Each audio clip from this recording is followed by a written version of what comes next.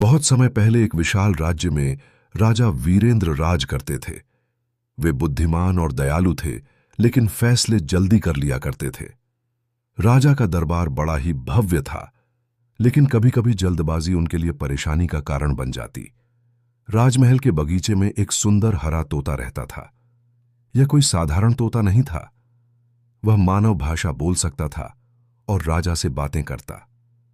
तोता राजा के निर्णयों पर हल्की हल्की सीख भी देता, लेकिन राजा अक्सर उसकी बातों को नजरअंदाज कर देते।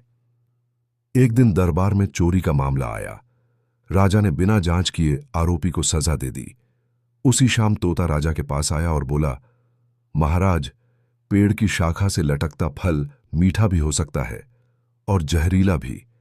अगर कोई बिना चखे उसे फेंक दे तो वह उसका असली स्वाद कभी नहीं जान पाएगा। लेकिन राजा ने उसे गंभीरता से नहीं लिया। कुछ ही दिनों बाद राजा को पता चला कि उसने अपने सैनिकों पर झूठा आरोप लगाया था और उन्हें निर्दोष दोषी ठहराया गया। राजा बहुत दुखी हुआ और बगीचे में तोते से मिलने गया।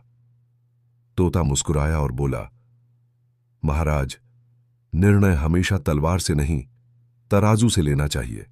तलवार कट देती है, तराजू तौल देती है। राजा ने उस दिन प्रण लिया कि अब वह हर फैसला सोच समझकर करेंगे।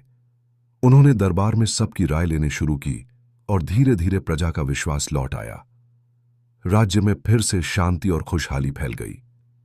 तोता अब सिर्फ अड्डी-बुड्डी एक पक्षी नहीं रहा, बल्कि राजा का सच्चा मित्र और मार्गदर्शक बन गया।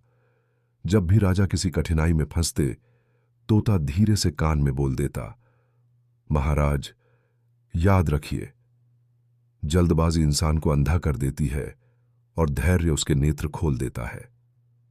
राजा मुस्कुराते और धैर्यपूर्वक न्याय करते। यही कारण था कि आने वाले समय में उनका राज्य न्याय भूमि के नाम से प्रसिद्ध हो गया।